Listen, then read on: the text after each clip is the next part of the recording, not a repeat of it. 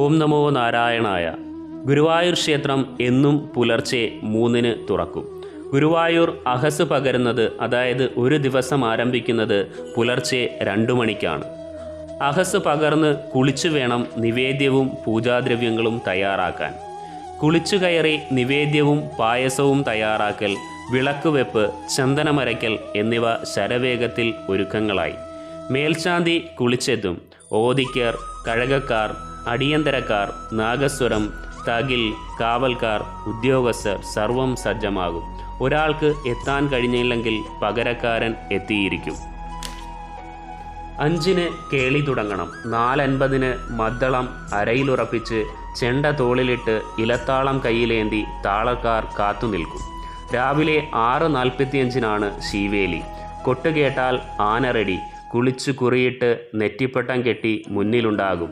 പൊൻതിടമ്പുമായി കീഴ്ശാന്തി വാതിൽമാടം കടന്നാൽ ആന നടമടക്കി ആനപ്പുറത്ത് കയറാൻ ഇരുന്നു കൊടുക്കും. ഈ ആനയ്ക്ക് അസൗകര്യം വന്നാലോ തൊട്ടപ്പുറത്ത് കരുതൽ ആന കുളിച്ചു തയ്യാറായി നിൽക്കും. കല്യാണം നടത്താൻ അന്നേ ദിവസം രാവിലെ ചീട്ടെടുക്കാം. എത്ര കല്യാണമുണ്ടെങ്കിലും വധൂവരന്മാർക്കുള്ള തുളസിമാല മണ്ഡപത്തിലെത്തിയിരിക്കും. കാർമിയും നാഗസ്വരമേളവും തയ്യാർ.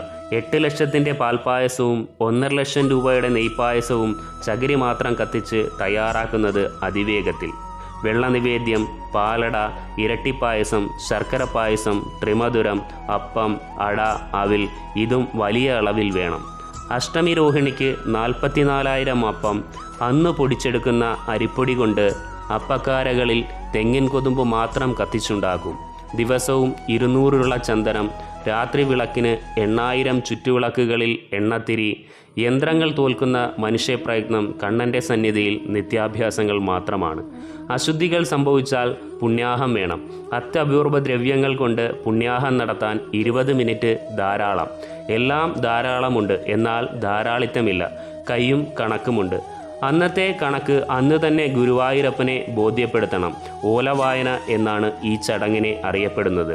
രാത്രി തൃപ്പുകയ്ക്ക് മണിക്കിണറിനു സമീപത്തെ കൽവിളക്കിൻ്റെ വെളിച്ചത്തിൽ 10കാരൻ വാര്യർ ഗുരുവായൂരപ്പന് കേൾക്കാൻ ഓല വായിക്കും.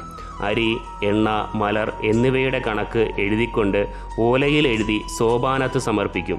ഇന്നത്തെ അക്കങ്ങളല്ല, മലയാള സംഖ്യകളാണ് എഴുതുന്നത്. ചടങ്ങിന് നൂറ്റാണ്ടുകളുടെ പഴക്കമുണ്ടെന്ന് വളരെ വ്യക്തം. പുലർച്ചെ 5 മുതൽ രാത്രി പ്രസാദം ഊട്ട്, അന്നദാനം. സാധാരണ ദിവസം 7000 പേർക്കും തിരക്കുള്ളപ്പോൾ 30,000 പേർക്കും ഭക്ഷണം കഴിക്കാനുള്ള സംവിധാനം ഉണ്ട്. ഒന്നിനും കുറവില്ല, ഒന്നും ബാക്കിയാവുകയുമില്ല. ഇങ്ങനെ ഗുരുവായൂരിലെ വിശേഷങ്ങൾ ഒട്ടനവധി ആണ്.